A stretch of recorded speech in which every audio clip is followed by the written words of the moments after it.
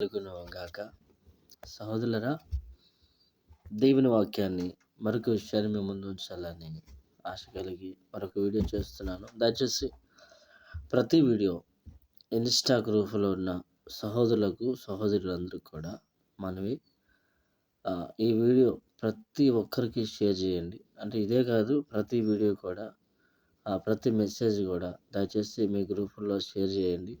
కొంతమంది కన్నా దేవుని వాక్యము అందుతుంది. మన ద్వారాగా కొంతమంది అన్న రక్షణలోకి వస్తారు. దయచేసి షేర్ చేయండి, కామెంట్ చేయండి, లైక్ చేయండి. ప్రాముఖ్యంగా ప్రతి ఒక్కరు కూడా ఫాలో అవ్వాలని మనం చేస్తున్నాను. ఏదైనా ఇబ్బందికరమైన పరిస్థితి ఉంటే మెసేజ్ కామెంట్స్ బాక్స్లో మెసేజ్ పెట్టండి. ఏదైనా ఇబ్బంది ఉంటే నన్ను నేను సరి చేసుకుని దేవుని వాక్యం మాత్రమే మనము వింటూ చక్కగా ముందుకు వెళ్దాం. సామెతల గ్రంథము 11వ అధ్యాయము 27వ వచనాన్ని మనం ఒకసారి చూస్తే, మేలు చేయగోరువాడు ఉపయోగకరమైన క్రియ చేయును, కీడు చేయగోరువాడు కీడే మూడును అని వాక్యం చెప్తుంది. మనం ఇతరులకి కీడు చేయాలని ఎప్పుడు ఉద్దేశించకూడదు. పక్కవారు కీడులో పడాలని, నాశనం అవ్వాలని, వారు పాడైపోవాలని ఎప్పటికీ మనము అనుకోకూడదు. ఆ మనసు ఎందరికైతే ఉంటుందో, ఆ మనసు ఎందరైతే కలిగి ఉంటారో అట్టి వారందరూ కూడా ఖచ్చితంగా చెప్తున్నాను, ఆ కీడు మన మీదకే వస్తుంది. ఎదుటివాడు కీడులో పడాలనుకుంటే ఆ కీడు మనకే మూడుతుంది, మనకే వస్తుంది అని దేవుని వాక్యం స్పష్టంగా తెలియజేస్తూ ఉంది. ఈరోజు మనము ఎదుటివారు కీడులో ఉండాలని, కీడులో పడాలని కోరుకుంటున్నామా? దయచేసి అలా అనుకోవద్దు. ఎందుకంటే మనమందరం కూడా మేలు పొందాలి, మనమందరం ఆస్వాదించబడాలి, అందరం దీవించబడాలి, అందరూ బాగుండాలి, అందరూ దేవుళ్ళు ఉండాలి. కీడు నుండి తప్పించడానికే కదా ప్రభు వచ్చింది. కాబట్టి ఆయన పిల్లలుగా ఉంటున్న మనం కూడా దయచేసి కీడు విషయమై మనం చాలా జాగ్రత్తగా ఉండాలని దేవుని వాక్యం చెప్తుంది.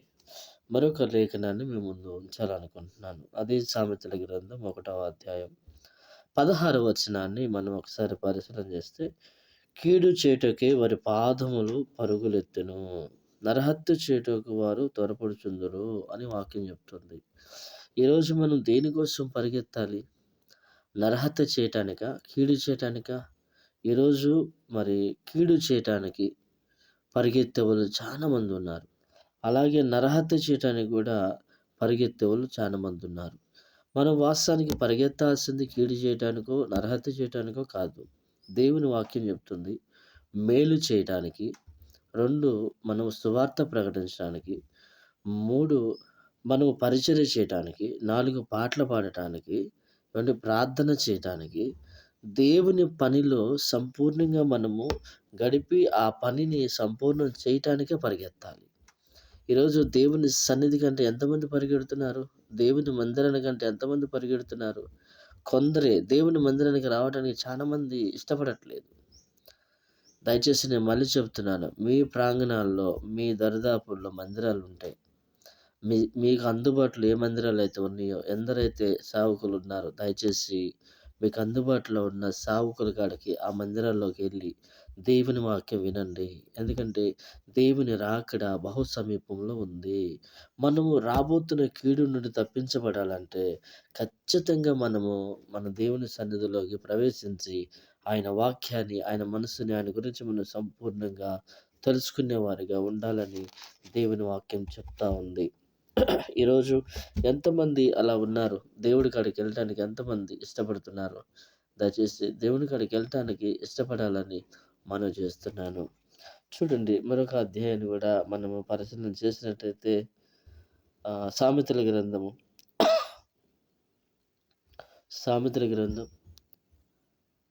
4వ అధ్యాయము సామెతల గ్రంథం 2వ అధ్యాయము 14వ వచనం, కీడు చేయు సంతోషించుదు. చాలా మంది కీడు చేయడానికి సంతోషిస్తారంట. చూడండి, అతి మూర్ఖ ప్రవర్తన అంటే మూర్ఖంగా ప్రవర్తించే వాళ్ళు దాని యందు ఉల్లసించుతారంట. అంటే ఉల్లసిస్తారు. వాళ్ళు మూర్ఖంగా ప్రవర్తించిందే కాక దాని యందు గూడా సంతోషించి ఉల్లసిస్తారంట. చూడండి అయితే కీడు చేయు, సంతోషించు. కొంతమందికి కీడు చేయటమే సంతోషం. కీడులో బ్రతకటమే సంతోషం. కీడునెత్తందే వారు నిద్రపోరని వాక్యంలో గూడా రాయబడింది. చూడండి ఒకసారి ఆ మాటను గూడా మనం చూద్దామండి. 4వ అధ్యాయం సామెతల గ్రంథము 4వ అధ్యాయము ఒకసారి 16 వచనాన్ని చూద్దామండి అక్కడ. అట్టివారు కీడు చేయనదే నిద్రింపరు. చూడండి ఎంత చక్కగా ఇక్కడ ఈ మాట గురించి చెప్తుండో. అట్టివారంట కీడు చేయనదే నిద్రింపరు. ఏమంటే కీడు చేత దొరికిన దాన్ని వారు భుజిస్తారంట. మీరు ఆ కింద 3వ లైన్‌లో చూసినట్టయితే ఎంత భయంకరంగా ఉందో చూడండి. కొంతమందికి కీడు చేయందే నిద్ర రాదు. పక్కోడికి కీడు చేయాలంతే. ఎదుటివాడికి కీడు చేయాలంతే. కీడు చేయందే నిద్రపోరు కొంతమంది. రెండో మాట చెబుతున్నాడు. కీడు చేత దొరికిన దాన్ని భుజిస్తారు. ఈరోజు కీడు చేసి సంపాదించేవాళ్ళు చాలా మంది ఉన్నారు. కీడు చేత దొరికిన దాన్ని భుజించేవాళ్ళు చాలా మంది ఉన్నారు. ఈరోజు మరి మనం ఎలాగున్నాం? ఎదుటి వారి విషయంలో, ఇరుగు పొరుగు వారి విషయంలో, సమాజంలో మనం ఎలా ఉన్నాం? కీడు చేసేవారుగా ఉన్నామా? మేలు చేసేవారుగా ఉన్నామా? గుర్తుపెట్టుకో, చేతైతే మేలు చేయాలి, లేకపోతే వారి కోసం ప్రార్థించాలి. ఇది క్రైస్తవుడి పని. దేవుని రక్తంలో కడగబడ్డ వారి పని ఇది. చేతైతే మేలు చెయ్యి, లేకపోతే ప్రార్థన చేయి వాళ్ళ కోసం. అంతేగాని కీడు చేసే ప్రయత్నం మాత్రం దయచేసి చేయొద్దు. సామెతల గ్రంథం 6వ అధ్యాయము 18వ వచనాన్ని మనం ఒకసారి చూసినట్టయితే 18వ వచనంలో కూడా 2 లైన్‌లు ఉన్నాయి. కింద లైన్ నేను చదువుతున్నాను. కీడు చేయుటకు త్వరపడి పరుగులెత్తు పాదములు అని ఇక్కడ కూడా అదే చెప్తున్నాడు. కీడు చేయుటకు త్వరపడి పరుగులెత్తే పాదములంట. కీడు చేయటానికి ఇక్కడ వాళ్ళు త్వరపడి పరుగులెత్తే పాదములు. మనం త్వరపడాల్సింది దేవుడి పనిలో, పరిశుద్ధమైన దాంట్లో, పవిత్రమైన దాంట్లో, ఏమంటే దేవునికి ఇష్టమైన దాంట్లో మనం పరిగెత్తాలి. ఏమంటే దేవునికి ఇష్టం లేకుండా ఉన్న వాటిలో కాదు, దేవుడికి ఇష్టమైన వాటిలో నుంచి మనము పరిగెత్తేవారిగా ఉండాలని దేవుని వాక్యం చెప్తుంది. కానీ ఈరోజు మనం ఎందులో పరిగెడుతున్నాం? దేనికోసం పరిగెడుతున్నాం? ఏ విషయంలో పరిగెడుతున్నాం? చెప్పండి. ఎందులో పరిగెడుతున్నాం? కానీ ఈరోజు చాలామంది కీడు చేయటానికి మాత్రమే పరిగెడుతున్నారు. నాశనం చేయటం కోసమే పరిగెడుతున్నారు. పతనం చేయటం కోసం మాత్రమే పరిగెడుతున్నారు. మనం పరిగెత్తాలి. సువార్త కొరకు పరిగెత్తాలి. సువార్త ఎత్తటం కోసం పరిగెత్తాలి. సువార్తని ఎదజల్లటం కొరకు పరిగెత్తాలి. నశించిపోతున్న ఆత్మలను రక్షించడం కొరకే పరిగెత్తాలి. ఒక్క క్షణం కూడా మనం ఖాళీగా ఉండకూడదు. కొద్దిపాటు కూడా మనం ఖాళీగా ఉండకూడదు.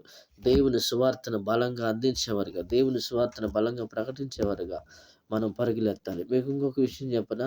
కష్టపడుతున్న మీ సేవకులకి, ఎవరైతే మీ మీ అందుబాటులో ఉన్న మీ సంఘాల్లో, మీ సంఘ కాపరులు ఎవరైతే దగ్గరగా ఉన్నారో, మీ సేవకులు ఎవరైతే దగ్గరగా ఉన్నారో, కష్టపడుతున్న ప్రతి సావుకుడికి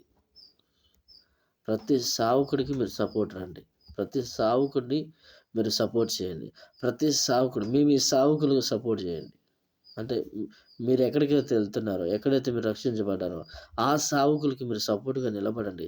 దేవుని సువార్తని ఎత్తటానికి, దేవుని సువార్తని ఎదజల్లటానికి ఆ సావుకులకి మీరు సపోర్ట్‌గా రండి. ఖచ్చితంగా మీరు సపోర్ట్ చేస్తే నశించిపోతున్న ఆత్మలు ఎన్నో రక్షణలోకొస్తాయి. చనిపోతున్న వారు ఎంతోమంది రక్షణలోకొస్తారు. కాబట్టి నువ్వు భూలోకంలో సంపాదించేదంటూ ఏమీ లేదు. నువ్వు ఇల్లు సంపాదించినా, పొలం సంపాదించినా, బంగారం సంపాదించినా, ఏది సంపాదించినా అవన్నీ ఇక్కడే వదిలిపెట్టి పోవాలి. నీ కష్టార్జితాన్ని హెచ్చించి ఎప్పుడైతే నీ సావుకుడు సపోర్ట్ చేసి సువార్తకి ఎప్పుడైతే సహకరిస్తావో, నీ సావుకులకి ఎప్పుడైతే నువ్వు సపోర్ట్ చేస్తావో, నువ్వు హెచ్చించే ధనం ద్వారాగా వారు బయట మీటింగ్స్ పెడతారు. సువార్త కూడికలు పెడతారు. ఏమంటే అనేకమైన దేవుడి పనులు జరిగిస్తారు. ఆటోమేటిక్‌గా ఆ పనుల ద్వారాగా, ఆ సువార్త ద్వారాగా అనేక ఆత్మల రక్షణలోకి వస్తాయి. ఒక్క ఆత్మ రక్షణలోకి వచ్చిందంటే అది కొన్ని కోట్ల కంటే విలువైంది. అంటే పరలోక రాజ్యంలో నీ పేరిట కొంత ధనము సమకూర్చబడుతుంది. కాబట్టి నీ ధనాన్ని హెచ్చించి, నీ సేవకునికి సపోర్ట్ చేసి, నిలబడినప్పుడు అద్భుతం జరుగుతుంది. కీడు చేయటం మాని మేలు చేయము. నీ జీవితంలో కూడా మేలు జరుగుతుంది. ప్రభు మిమ్మల్ని అందరిని దీవించును గాక.